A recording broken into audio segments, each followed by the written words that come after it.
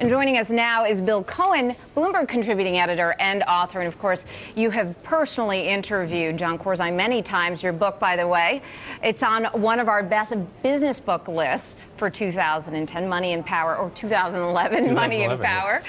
How Goldman Sachs Came to Rule the World, number 4 in the crisis category. I'll take it. Thank you. So talking about crisis, we have 3 C-level executives now today, basically all reiterating the same thing. They had no idea what was going on.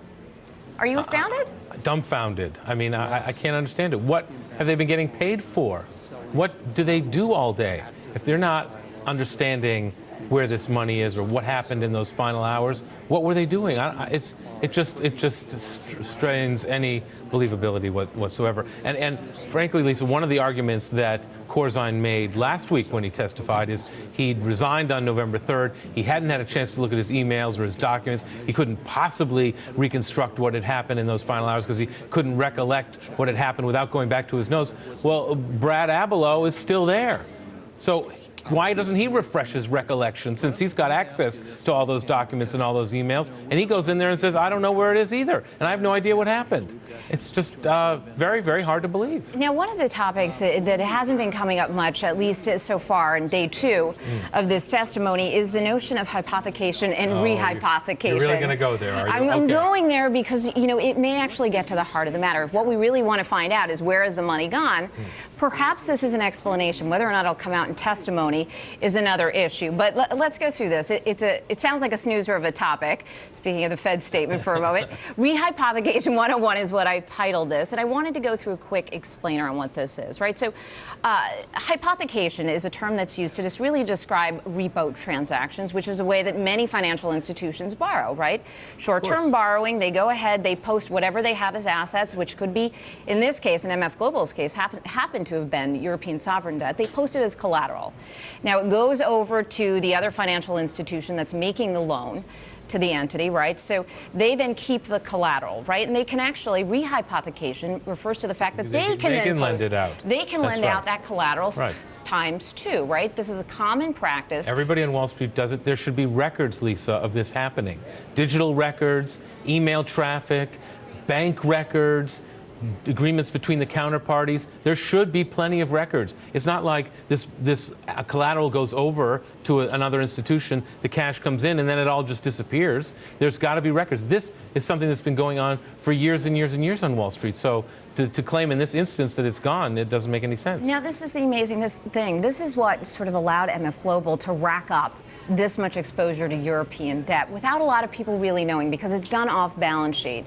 The question, though, is whether or not there's a loophole between the U.S. and the U.K. at this point. So there is a reporting, perhaps, loophole that allows for sort of the U.K.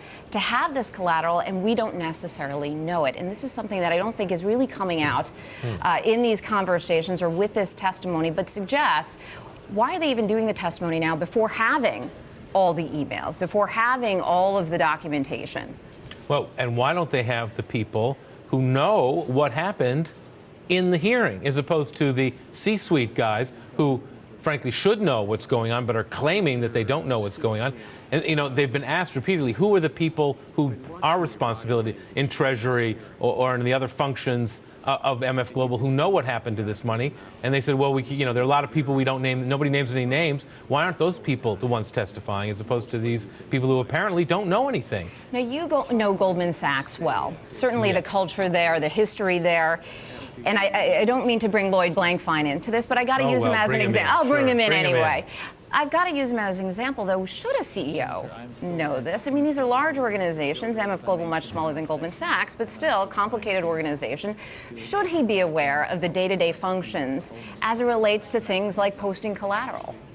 Absolutely, yes. Absolutely, yes. Does he have, like, the numbers of the accounts that are going from one institution to another? No, but in one phone call, he can get to that answer. I mean, Goldman is in many ways the antithesis of MF Global in terms of infrastructure, accountability, record keeping, all sorts of financial instrumentation and knowing what's going on.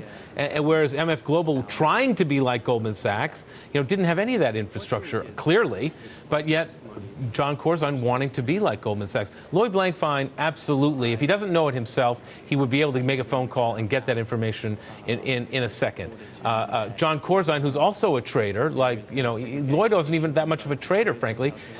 We found out now that Corzine was trading in the boardroom on his BlackBerry. I mean, he obviously was heavily involved in what was going on here. So for them to stay up there and say we didn't know what was happening, again, just strains credibility. I just don't believe it. Now, as of this point, we don't know necessarily who is on the other side of all these repo transactions. We do know there was a headline out about JP Morgan perhaps coming in to also talk about what happened with some of these transactions. Do you think this web is going to grow significantly wider than MF Global? Well, I think when the emails come out, when the documentation comes out, I mean, it's been, 4 or 5 weeks now that they've been investigating this, and they still don't know where this money is. I think this is going to get even more tangled, even more complex, and it's going to be even less flattering than it already is for these individuals. I just don't see how anybody can come out of this looking good. Is regulation the answer? Well, you saw what was happening at the CFTC. Seem to be working. I mean, if regulators would not take phone calls from Wall Street people, the people who they're regulating, then maybe regulations would work. But they're constantly taking these calls and constantly being influenced by these guys. And that's just not the way to run a railroad. It doesn't work. All right. This, of course, just the foreword to what will be another very long novel, I'm sure, as it relates to... Except that it's true. Except that this happens to be true. Financial services, certainly in a period of massive change. And what comes out of this testimony certainly will have an impact on that. Bill, always great to have you here. Lisa.